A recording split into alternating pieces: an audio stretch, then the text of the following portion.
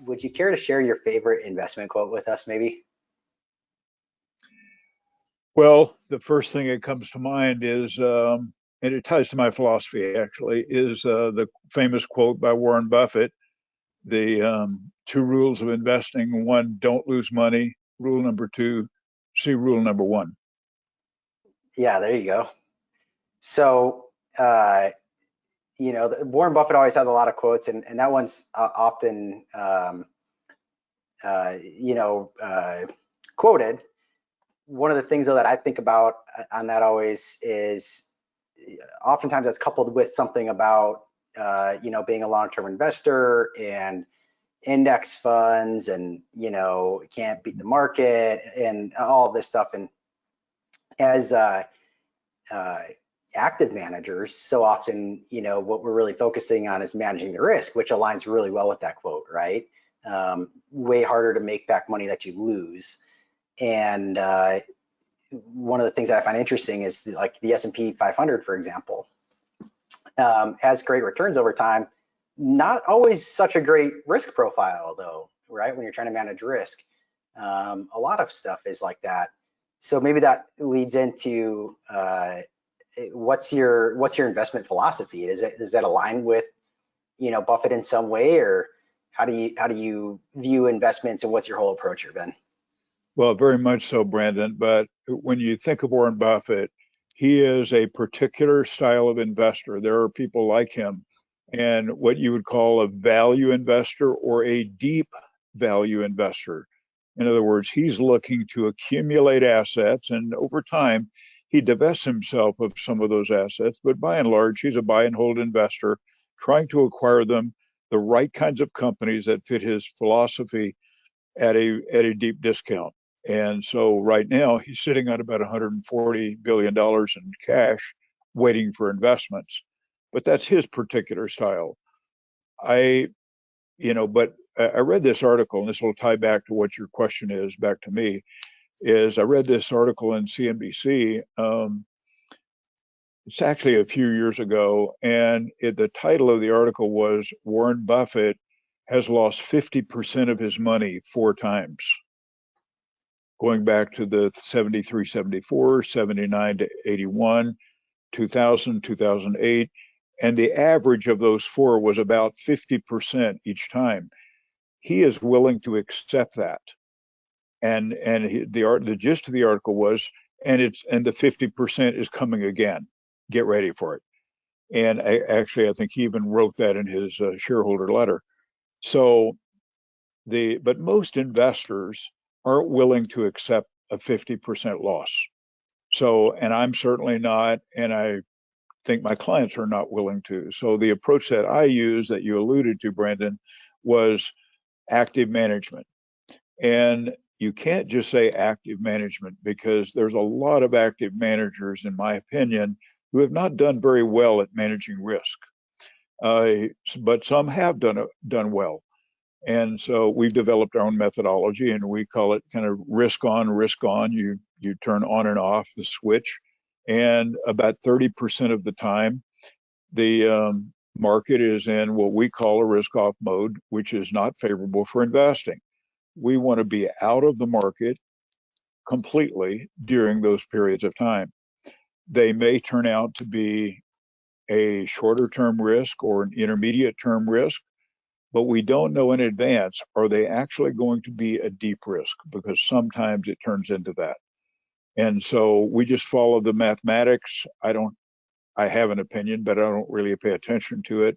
If it says get in the market, we get in the market. If it says get out, we get out. And when we're in, I'll cover that later, but of how we do that. But that's active management. And so far, as long as we've been keeping records, so far it's worked out well. I am just personally not willing to accept a 50% decline, not because Warren Buffett can sustain that, but he's looking out for his investors. But he tells them, you have to be ready to accept this. And, a lot of investors accept that. They don't like it, but they accept it. I personally don't.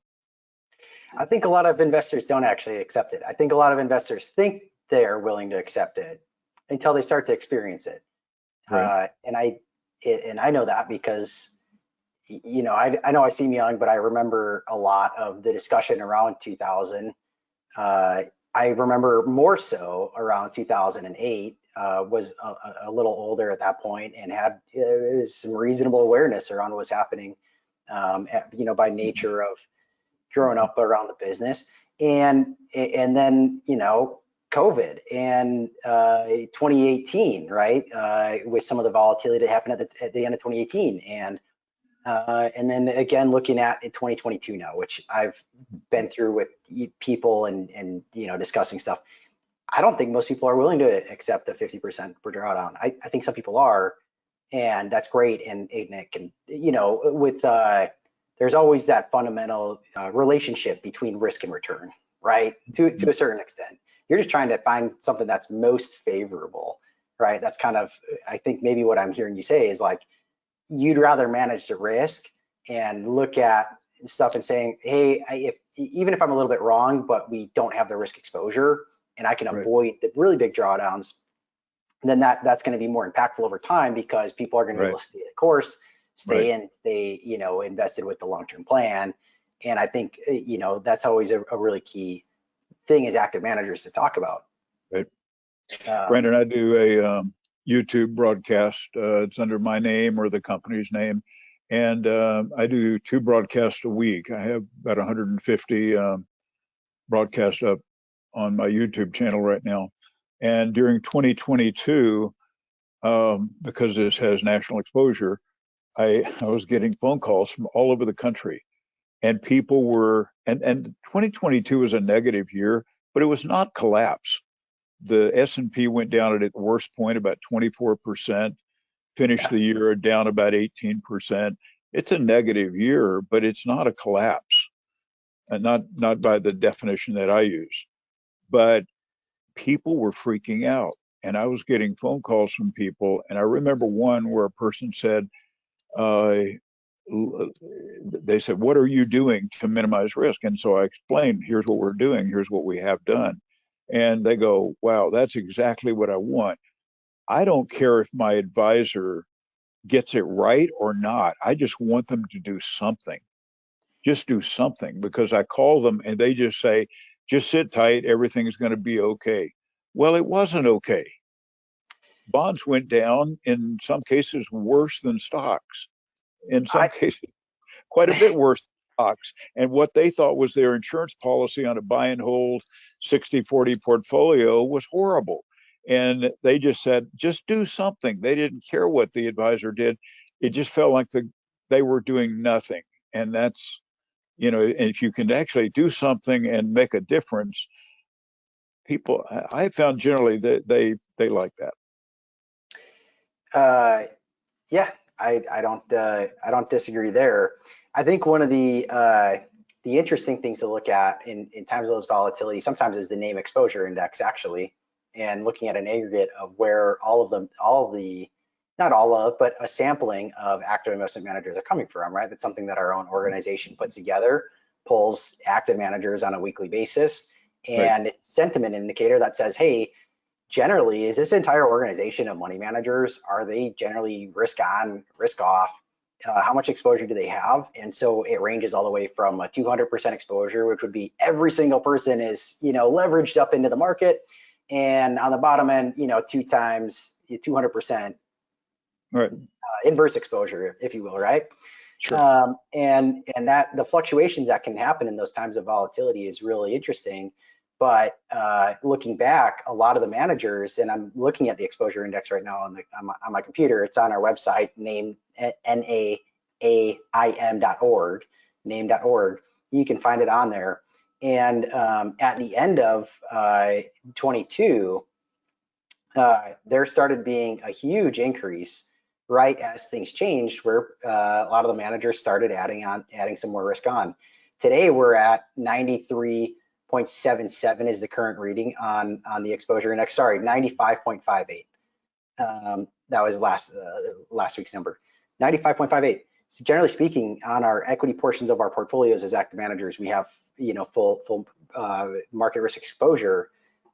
but there's a way to get out of the market, right? And one of the keys there, I think that the exposure index kind of helps illustrate and it does it through sentiment, but that there is a way to get out of the market and there's a way to get back in, and it can help people stay the course and see it to the finish line.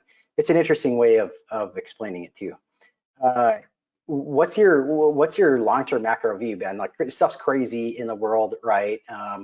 Every time Jay Powell opens his mouth, there's volatility in the markets. This guy could be spotted getting a coffee at Starbucks and people are saying that's hawkish or dovish or whatever. Energy prices are being suppressed. We have the presidential cycle kind of going on. Markets are largely in an uptrend though. So there's kind of all this conflicting data in a way. What's your take? What's your long-term view on all of this? Where do you think we go from here? I think what I'd like to do is first tell you my intermediate term view and then my long-term view. My intermediate term view, we have been in our model, we have been risk on since the first week in November. We got back in the market at that time. And then we've been riding the wave for, what is it now, three and a half months. And it's favorable. The indication is that it's going to continue on for a while. We don't know how long, but I would say when you have a trend like this that began then, I think you need to get on board and then be prepared when things change to get off and use whatever method you have to do that. The other thing that I would give you a long-term view, and that is when I started my company and I did my research, one of the things I looked up, and I found it on Wikipedia, was what are the history of stock market crashes.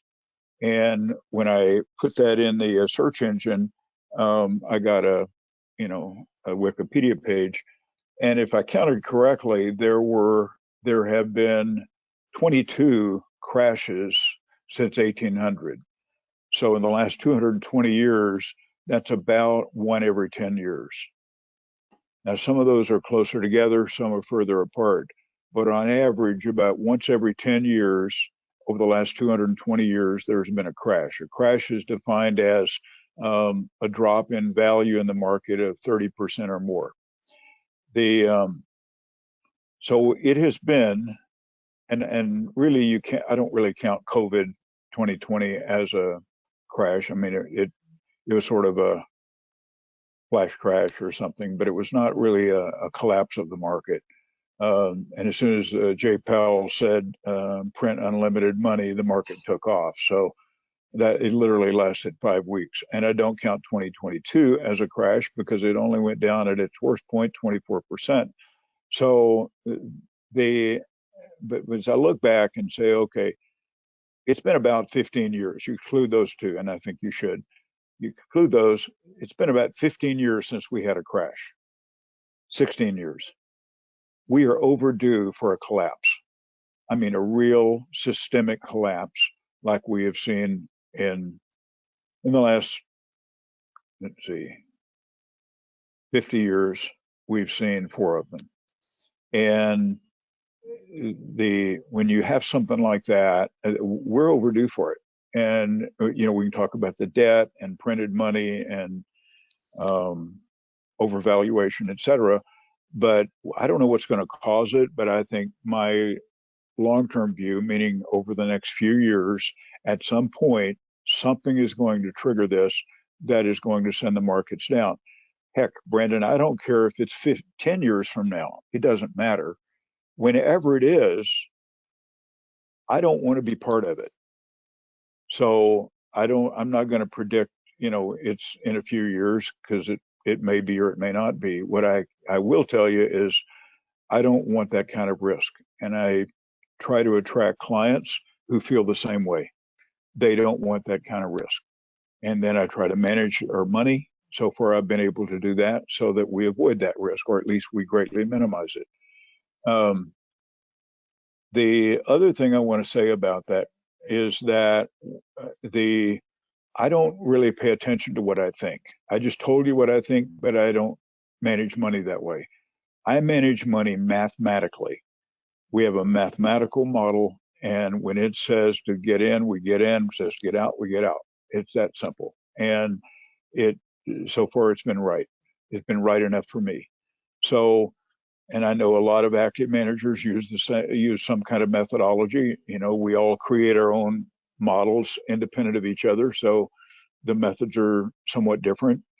But as long as you have a method that you believe in that will help you get out of the market when you need to, and vice versa, and you have got peace of mind about that, you sleep at night, and you can tell your clients to sleep at night. That I don't know. I think that's worth a lot, and it keeps me away from my opinions and my emotions, both of which are dangerous. So if I were to go by my opinions or my emotions, I might be. The key word is might.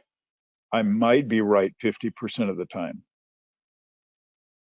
I That's won't not a claim winning. That's not a that win. I've That's got. not a winning trade over time. Yeah, I don't. I would. There are actually people who have a gut feel for when to invest and when not to invest, or when to get out. I mean, there literally are. There aren't very many of them, but I respect those people. I'm not one of them. So I know that about myself. So I just go, okay, for me personally, I've got to be mathematical. Yeah. So that's why I try to stay away from, even though I told you what I think about the 10-year cycle and all that, I come back to, okay, how do I apply it? I do it mathematically.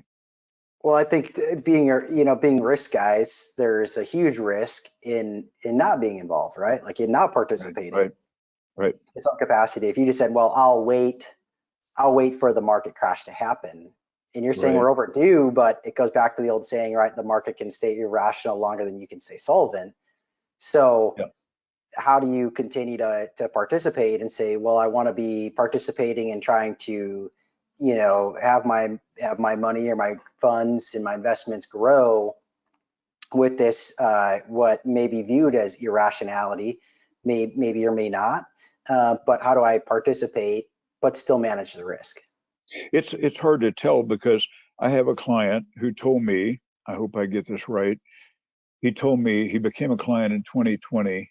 And he told me at that time, he said, Ben, I've really messed this up badly. I have been in 2008. My money was being managed by someone, and the market was going down and down and down, and I was seeing my retirement just evaporate. And somewhere along the line, he got out of the market. He just overrode the advisor and said, okay, I'm out. I can't take it anymore. He got out of the market, and then he was waiting for a period of time to get back in. 13 years later, in 2020, I talked to him, and he had not gotten back in the market yet. That time to get back in, and applying his emotions to that and his logic to that, he was not able to do it. And that's the way we are. That's why emotions and opinions they're so devastating. Yeah. You get in when you should get, you get out when you should get out. Or the alternative, like Warren Buffett or others, many others, is that you just decide, I'm going to write it up and I'm going to write it down. The problem with that, Branden, I wanted to add this one comment. The problem is that when you look at 2008, the top of the market was actually October of 2007. It did not get back to where it started until April of 2013. That's a gap of 5.5 years. So if you write it down, writing it back up is a long ways. Mm-hmm, mm-hmm. And that drawdown of 56% should be greatly compressed, and the ride back up should be greatly compressed. And or you just decide that's what I'm going to do. People who have been through 2008 or 2000 and have experienced what those emotions are like, they know what I'm talking about. People are sometimes also quick to forget, though, right? There is a lot of recency bias in the world, and times are good, and there's a lot of case to be made that people talk about changing. The fundamentals have just changed, where you think maybe we're past due. People say, well, we won't actually have a significant crash. We would just see them. It would actually show up in the form of maybe inflation, right? It would be that you'd get the same effect on purchasing power. It's just that the number in the account didn't shrink, but what it could buy or do for you did. Yeah, and you could say, you say we're overbought, and I'm going to wait for a crash. Heck, you could wait for another 5 or 10 years. We don't know. Yeah. I think there may be some kind of a crash in the next 2 or 3 or 4. I don't know, but I'm not saying I'm right. That's just strictly an opinion. And anybody who gets on TV and says, I think this and that, there's plenty of them. Some of them have written books and they get on TV shows. They don't know either. And by the way, I follow Mike Wilson at Morgan Stanley. I think he's a very, very smart guy. I highly respect him. And he was predicting last year, 2023, to be a moderate crash, not a big one, but a decline of 15 to 20% off the high when he said that in, I think, the first quarter of 2023. Actually, I think he said it in December of 2022. And he said, this is going to probably happen by the end of the first quarter or in the second quarter. It didn't happen, Branden. And in my opinion, there is nobody, the smartest guy in the room is Mike Wilson. He is a brilliant, brilliant guy. And I think he's got a whole floor of analysts who are analyzing all of these companies and their earnings and their forward guidance and on and on. They throw it all in the computer. It's unbelievably complex. And they come out with, okay, this is where we think the S&P is going to, and here's why. And it's based on earnings or earnings projections and multiples. And he got it completely wrong. Yeah. And I respect him. But if Mike Wilson gets it wrong, believe me, I'm in that category as well, at least 50% of the time. Yeah, we can all get it wrong. Certainly, everyone's capable of getting it wrong. I think one of the great takeaways that I had, it was just an aha moment, was at Chicago this last year at the NAAIM Outlook conference, and Jay Coppell was presenting and just said, like, yeah, the Shiller PE ratio says the market's overvalued, sure. And then his next slide is like, it shows back, it's like, but it's been overvalued since 1995. Right. And with the power of hindsight, I think we all would agree that we wouldn't have wanted to miss out on the last, 29 years or so of, returns. Right. So you have to, it goes back to, the market can stay rational longer than you can stay solvent. So you have to find a methodology to, participate in a way that you feel comfortable, but have an understanding of the risk that you're taking. Right. And I think it's very prudent to try to come up with a way to not just acknowledge the risk you're taking, but manage the risk that you're taking. Right. So speaking of NAAIM conferences, by the way, which have been awesome for me, I really feel that I've grown in my capacity professionally by being involved in the organization. That's where I met you and Spencer originally, and have met many other great friends at these conferences. The next one's coming up, NAAIM Uncommon Knowledge, is going to be down in Orlando in the end of April, beginning of May, April 28th to May 1st. Yeah, down in Orlando. So if anyone's considering getting involved with that, I'd highly recommend it. It's totally worth your time. You go and learn these things and get different perspectives.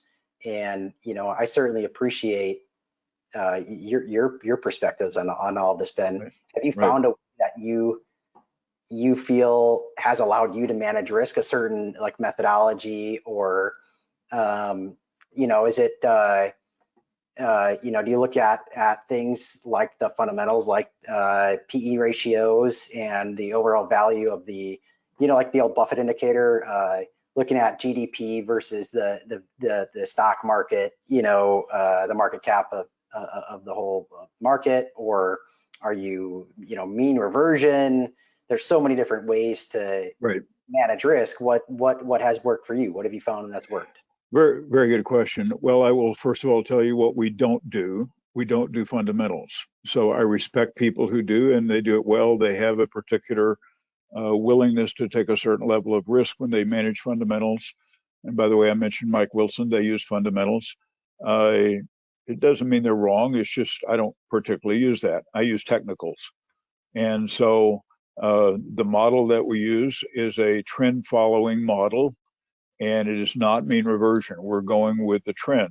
As I told you, we got in the market in during the first week of November. We've stayed in the market, and that's worked out well. We were all handed a gift with this market. November, December, January, and early February. It's been, if you're invested in just about anything, it's been good to all of us. So, but I would tell you this on the NAAIM conference. I've kind of, I started going some years ago, and Spencer now goes, and but I said to myself, as long as I keep getting valuable ideas out of this conference, I'm going to keep coming. And every time I go, I write down my ideas, and I come back, and some of them I put into practice. I have always come away with ideas that have made me money, and sometimes quite a bit of money. In the development of our models. They're technical in nature generally, and I like that. So I, again, every time I go, I expect when I go to Orlando, I'm going to be getting some ideas that will add to what we're doing. And of course, in addition to that, there's relationships with people like you and so many others that are invaluable as well. Hey, I was thinking, Branden, I wanted to share a couple of charts with you, with the audience. Just two, and they're very simple, and they point out what I just said. So if I could shift over, and I'm going to I'll talk, but I'm going to put the screen over on the charts I'm going to show. Okay, so this is the first one. Hopefully I don't mess it up. So you should see a chart. This is a weekly chart, and what this means is that one move in this chart is equal to 1 week of data. And this is the S&P 500 represented by SPY, the ETF.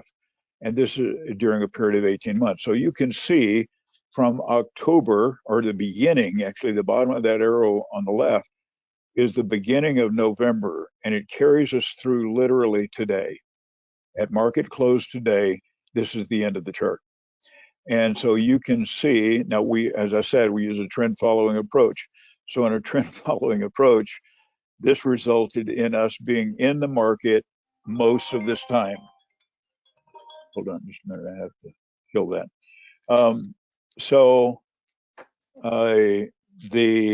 But I now want to take that and break it down. That's the S&P 500. Now I want to show another chart, and this may get a little challenging for me here. There we go. Okay, can you see that? It's still on the same chart. Oh, nope, it updated. Growth versus value. Yeah, right. So the other thing is, so when we get invested, what do we invest in? So this is not an 18-month chart. I expanded it out to be a 30-month chart so I could show two concepts. And so we split our decision-making between growth and value because the market has got two kinds of stocks in it, growth stocks and value stocks. There are ETFs that represent each of those, and one is called SPY-G and one's called SPY-V. This is the S&P 500 growth companies like Google, Apple, Microsoft, Amazon, Tesla, etc. Those companies are in the growth category. That's the numerator. The denominator are value companies, and these are companies like Ford and Boeing and Pfizer and JP Morgan and so forth. Those are very different kinds of companies. They're more profit oriented. So that's a denominator. So when I graph that of growth divided by value, this is the chart I get over a 30-month period of time. So I drew two arrows. The black arrow shows that we are in a downward trend, and since SPY-V is the denominator, as that goes down, what it shows that means value is in favor, not growth. Growth is out of favor. And then the red arrow, the world changed, and then it went up. Now, we actually there's a period there in the red arrow toward the end of it where you can see that line went down, and that we actually went to value during that period of time. So we have a kind of a fairly sensitive indicator, but it's not daily or anything. But when things start trending, growth or value, we get on board with it. And so that's a way that we squeeze a little bit extra return out of the market by de-emphasizing value when growth is in favor and vice versa. So there's a risk on, risk off component, which I talked about, but then there is the growth value component. And all of with this, we use indexes, and we don't do individual stocks. We don't do fixed income or commodities or anything. It's just very simple with equities. And that all of our research and our track record and everything has all led us to the conclusion that, at least for us, for now, this is what makes the most sense. Well, I think whatever works for you is what makes the most sense for you, right? So I'm always glad to hear success of people that are doing a good job and feel like they're being successful for themselves and their clients, whatever that may look like. Certainly, we appreciate having you around the NAAIM community. It's awesome to have people like you that are very smart, know how to build models, develop indicators and trade systems, and that really helps balance people like me out that are still learning, we'll say. Thank you, Branden. We appreciate you taking some time, Ben, this afternoon to get on with us here on NAAIM Confidential and give us your thoughts a little bit about what you're seeing.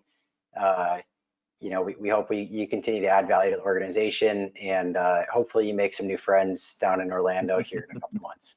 Well, I will definitely be there, Branden, because I enjoy the friendships, but I tell you, I also enjoy getting some wonderful ideas that I can't figure out in my head without NAAIM. Yeah, it's been awesome for me. I hope it continues to be awesome for you, and I hope it's awesome for anyone that's sitting on the fence and decides to jump in. Yep. Thanks, Branden. We'll see you, Ben. Okay, thanks now. Bye.